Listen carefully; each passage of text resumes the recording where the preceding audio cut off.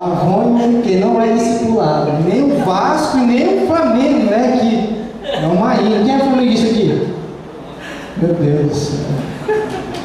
É flamenguista, Vou ter que orar. Olha, até o bispo. Meu Deus do céu, o bispo dessa igreja está precisando de oração. Amém? O discipulado não é o controle da vida de pessoas. Como discipulador, você deve entender que não somos chefes e nem donos de nossos discípulos. Nossa responsabilidade não é manipular, manter as pessoas na rédea, controlar até a cor do sapato que ele vai comprar. O discipulado, a gente vê lá em Boa Vista, para cá não tem isso, que o discipulador quer, sabe, controlar, é igual o avô com o neto, quer mimar demais. Eu tenho uma experiência disso esses dias aí. O avô mima demais, o neto, a neta, a avó, sei lá. Então, o que não deve acontecer com relação a discipulador e discípulo é o controle. Eu não posso, no discipulado, vou voltar aqui no meu exemplo, o meu discipulador, ele me deu uma orientação no que eu precisava melhorar. Mas quem decide que vai mudar ou não sou eu. O discipulado, ele funciona assim: 50% é responsabilidade do discipulador e 50% é responsabilidade do discípulo. Amém? Então, como discipulador, não devemos achar que somos donos, chefes.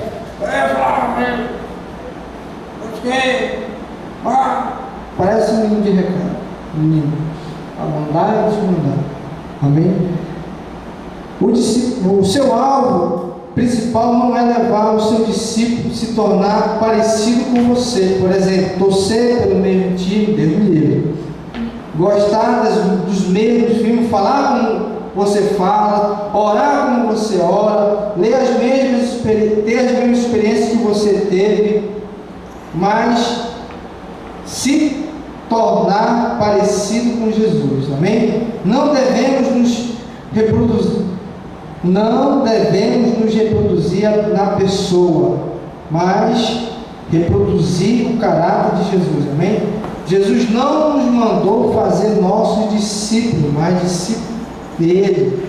Amém? Então, às vezes, lá em Boa Vista a gente vê isso, né? Que o discipulador, se ele for para a pizzaria, lá tem uma pizzaria chamada, que eu gosto muito, Sorella. Se ele for na Sorella, ele fala assim: ah, eu gosto. Aí o discípulo dele fala assim: vamos lá na Sorella, lá, a pizza lá é boa. Ele fala: não, vai ter que ir comigo lá na Lamama, que é a melhor que a Sorella. Ou então tu vê teu discípulo lendo um livro, né? Aí você olha o título do livro assim, sei lá, algum nome como, por exemplo, A Cabana. Não, esse livro aí não. Tu tem que ler outro livro, Harry Potter. Misericórdia, né?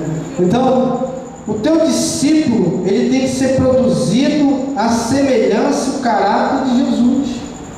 Se você não está conseguindo fazer isso, é porque no mínimo o caráter de Jesus não está refinado em nós. Porque eu fico impressionado, querido, como esse negócio de discipulado funciona. Eu tenho pessoas debaixo da nossa cobertura que têm idade para ser nossa avó, não é? Minha avó.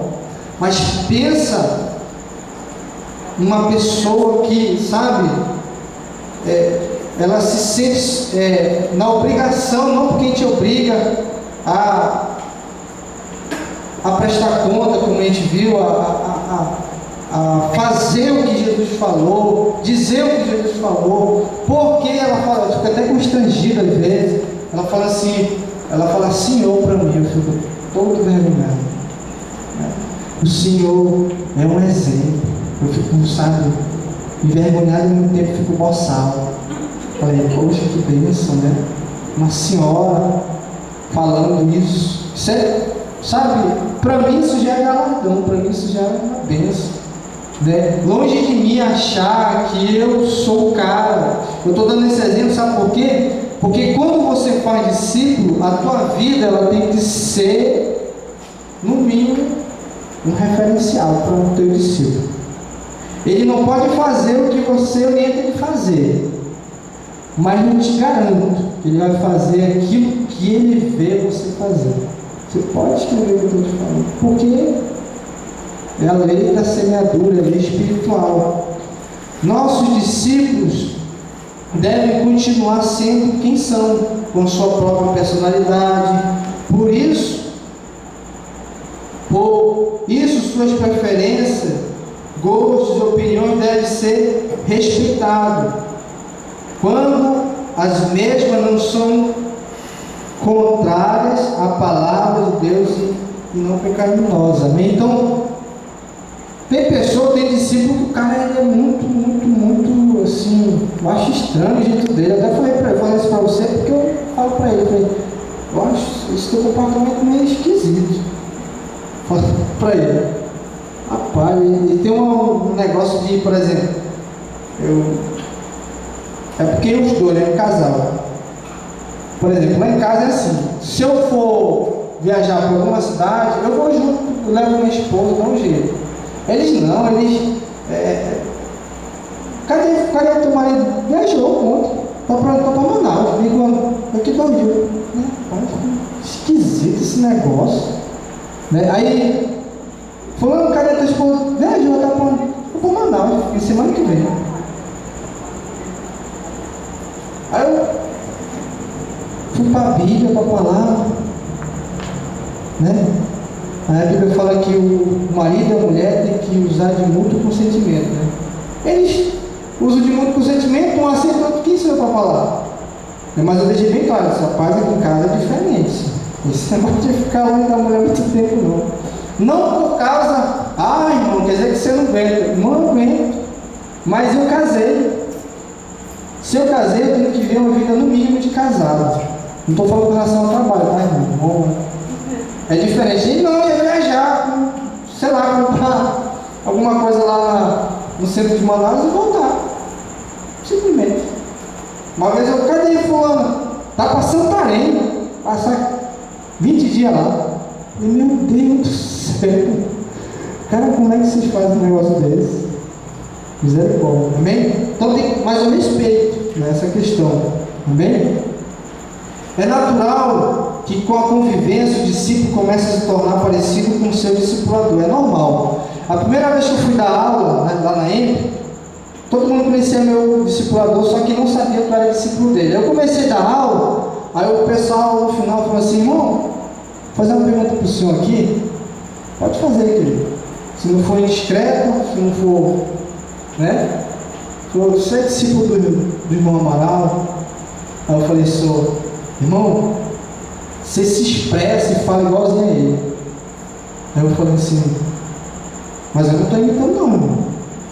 Não, mas é natural, o negócio é natural. Eu sei que você não está imitando, mas você parece. Quando você começa a dar, você parece.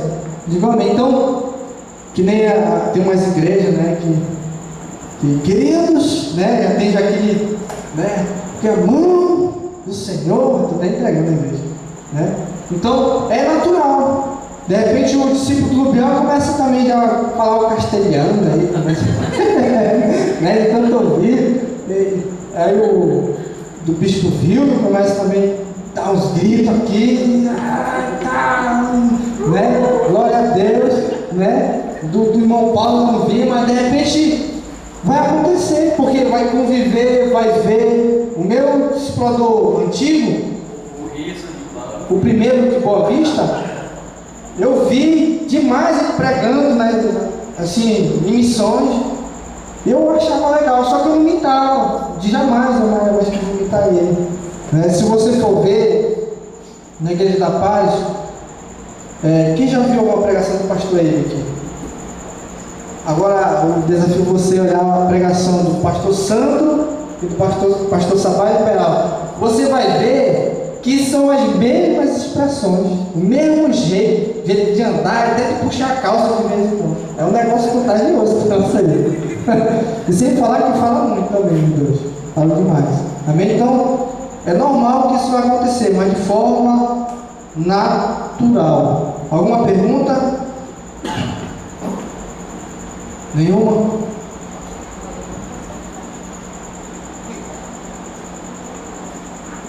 Seria legal o discípulo do Bião falar com a Chimena também, né?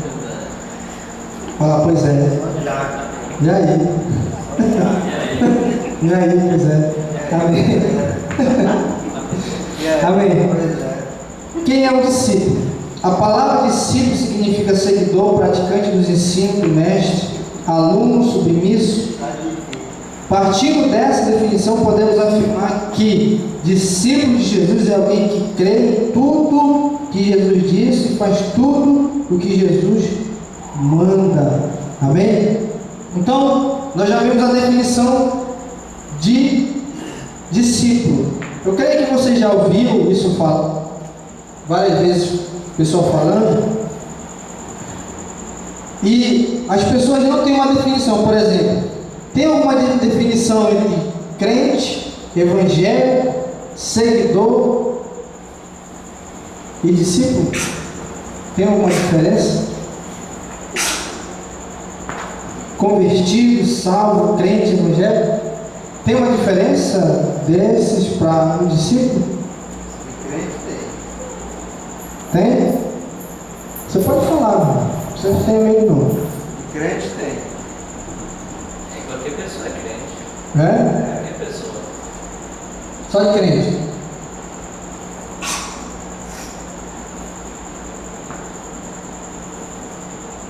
Só de crente? Convertido também a pessoa. Depende Se do converte, contexto. mas não vira, não se torna um discípulo. Está saindo. Glória a Deus. Então, assim, esse termo, por exemplo, salvo, convertido, crente, evangelho, isso são já nomes que virou moda, principalmente no Brasil. Veio dos Estados Unidos aí aqui no Brasil. Todo mundo crê, todo mundo é de Jesus, todo mundo é salvo, todo mundo é evangélico, né? E aí as pessoas vão vivendo e achando isso natural, mas quando, isso não é errado falar, mas quando se trata de discípulo, né? Como a gente lê, o que é um discípulo? Um seguidor praticante dos ensinos do mestre. É um discípulo, isso é um discípulo. Ser crente, evangelho, salvo. Qual é outro aqui? Já tem outro? Convertido não quer dizer nada. Não quer dizer nada. Me expressei errado. Não é que não quer dizer nada, mas quando se trata de discípulo, tem muita diferença. Demais diferença. Porque uma pessoa salva, querido, ela fala assim, ele fala, eu estou salvo mesmo, fulano que se exploda. Eu não estou nem aí, eu estou de boa. O discípulo é o seguinte, tem o discípulo do bem e do mal, né? Não, falando, nesse contexto que nós estamos falando, é de Jesus, né? É de Jesus. Porque eu estou falando assim, a questão do salvo aí que você falou, né? Porque o discípulo, tem o discípulo que tem o seguidor dele, né? Ele tem o seguidor do mal, né? Tem. Ele não deixa de ser um discípulo. Só que não é. Mas no contexto que nós estamos usando aqui é de Jesus. Amém? Contexto cristão. Porque assim, esse conceito de discípulo. Não, mas eu estou falando, eu entendo. Não. Você está falando aí, eu só estou querendo dizer o seguinte, que a diferença do salvo para esse discípulo aí é o compromisso. Não é Justamente. isso? Quer falar disso? Justamente. Porque assim, o salvo, ele foi salvo. Tudo bem. O que uma pessoa salva, só salvo, vai trazer diferença na vida da pessoa. Só foi salvo. Ela fala assim, eu fui salvo, pronto. Né? Eu vou ficar aqui em casa, eu vou morrer, vou para o céu. Os salmos dizem assim, não, eu vou para a igreja, fechei o corpo, dizimo, E quando dizima ainda, né? Se ele dizimar, ele vai estar. volto para casa, está tudo bem. É o discípulo, ele tem de obrigação. Já fez a obra. Já fez a obra, já fez a parte dele. É isso aí. Vai para a igreja e fala, já fiz a obra. Já fiz minha parte. Fui para a igreja, estou em casa. No início o irmão citou os verbos, batizar, né? E batizar. E batizar. E discipular. Tem outro. Discipular. E ensinar. É o ensinar. E batizar e o ensinar. Se você for, eu já fiz a exegese desse texto, se você for ver no original, a palavra imperativa aí nesse versículo é fazer o discípulo. O batizar, o ensinar e Batizar e ensinar só. E batizar e ensinar. o batizar e o ensinar são meios que você vai usar para fazer o discípulo, para chegar. Mas a essência é o discípulo. Se eu ir e me fazer discípulo, eu não estou fazendo nada. Se eu batizar e não fazer discípulo, eu não estou fazendo nada. Se eu ensinar e não fazer discípulo, eu não fiz nada. Porque é Tem que ter o resultado. exatamente. Simplificou a equação. Você pegar no sentido original. Porque ser crente, como o irmão falou, vai para a igreja, oferta, dizimo. Aí tem gente que fala assim, né? Eu já fiz minha parte, como o irmão falou, para a igreja, ganhar de oferta, ajudar lá o pastor, e a gente fala assim. Uma vez o irmão falou isso para mim, eu falei assim, eu tinha muita intimidade com ele. Falei, ô abençoado, isso é tua obrigação. Você tem que ir mesmo. Porque quem está se beneficiando quando você vai para o culto é você, não é Deus. Deus não precisa de Deus. Sem você, continua sendo Deus. Não muda a sua essência. Amém? Mas o que eu entendi o que o irmão João falou. Eu entendi completamente. Mas há uma distinção nele entre isso aqui, de ser salvo, convertido, crente e evangelho. Fazer discípulo vai muito mais além. Amém? A palavra discípulo é mencionada 260 vezes. Amém? Enquanto a palavra crente aparece apenas 15 vezes. E a palavra evangelho, sabe quantas vezes aparece? Nenhuma vez aparece a palavra evangelho. Amém? Então, se na Bíblia está mencionado 260 vezes a palavra discípulo, é porque no mínimo, né, Jesus valorizou muito esse ministério de fazer discípulo. Voltando um pouco, eu fico olhando às vezes as pessoas, algumas cruzadas evangelistas, aí conversa com aquela multidão de gente, milhares de pessoas, até centenas e até milhares. E aí, é um evento bonito, as pessoas acham bom, né, avivamento, amém, glória a Deus. Mas aí não tem um trabalho de discipulado, não tem um trabalho de cuidado. Se o Lubian, de repente, a sua esposa desse a luz a outra criança, o Lubian ia continuar cuidando. Aliás, ele é filho dele, né? Então seria uma responsabilidade muito grande uma igreja trazer uma pessoa, ela se converter e deixar ela se virar, né? Um dos pecados maiores, eu vejo assim, não é porque a gente vive sendo discipulado, mas é um pecado isso aí. Você trazer um convertido, né, aqui na frente, fazer oração e simplesmente deixar ele com o tempo. Que o tempo cuide, que ele se discipule, que ele ore. Amém? Então a essência que nós estamos vendo aqui, realmente, como o irmão falou lá, é o resultado de fazer discípulo, né? Os meios do qual nós estamos vendo aqui para isso acontecer. Amém? Fazer discípulo é o negócio da igreja. Amém? Se tem uma coisa que você e eu devemos falar, sempre isso, na sua casa, na igreja, na célula, é isso, que o negócio do reino de Deus é fazer discípulo. O nosso negócio, o nosso chamado, a nossa empresa é fazer discípulos, amém? Na realidade, fazer discípulos é o verdadeiro negócio da nossa igreja e de todo verdadeiro cristão, amém? E esse negócio, irmão, ele está envolvendo todas as igrejas, amém? A renovada, a tradicional, a pentecostal, qual é o outro que tem igreja aí? Pentecostal, renovada.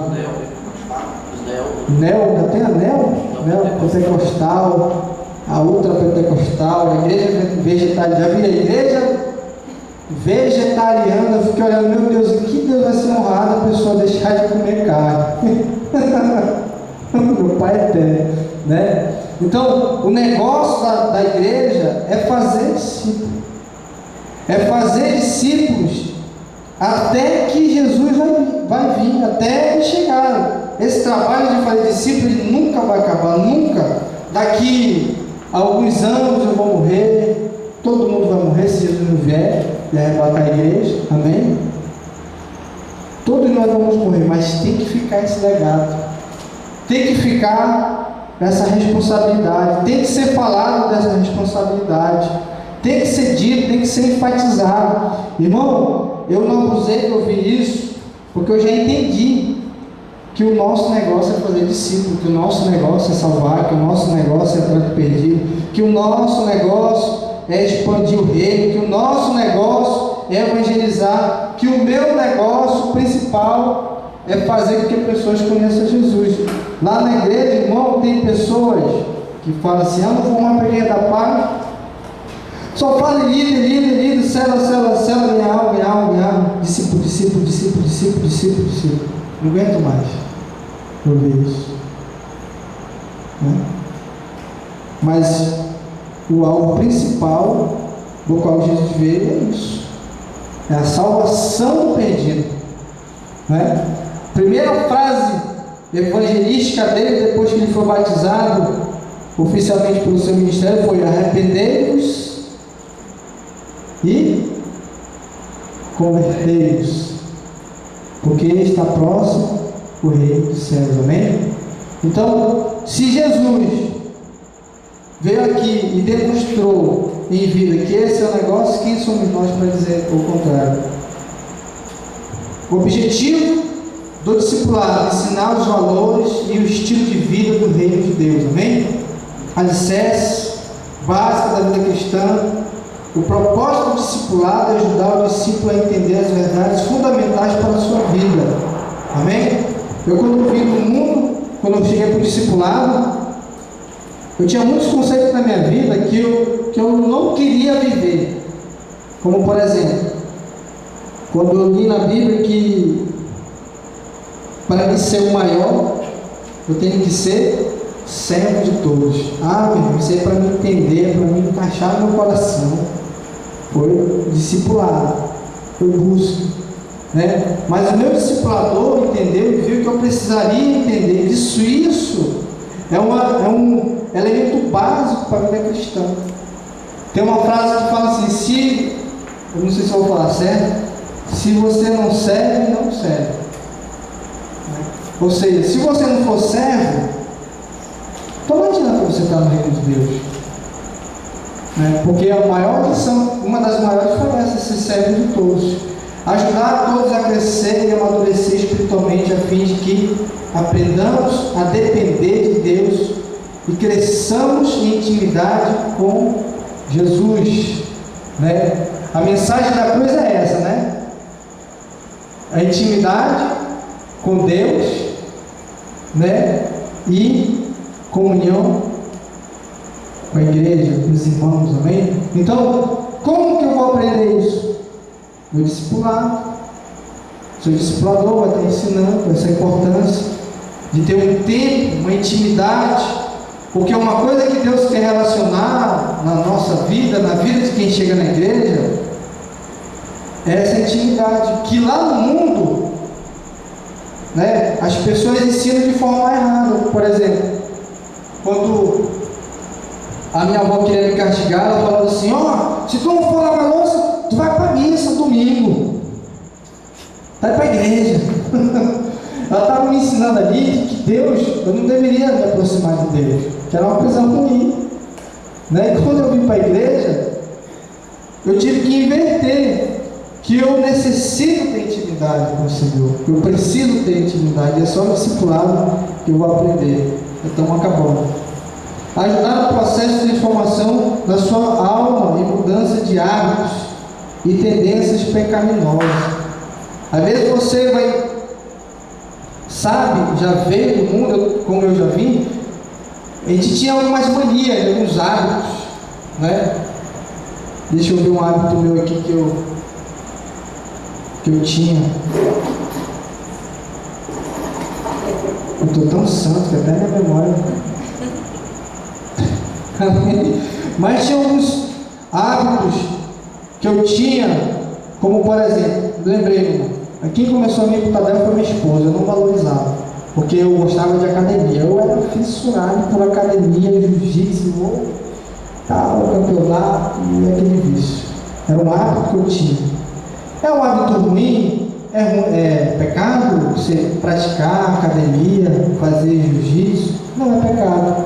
Mas quando isso te desfoca daquilo que você tem que centralizar na sua vida, que é o Rei, que é Jesus, que é a palavra, isso se torna pecado.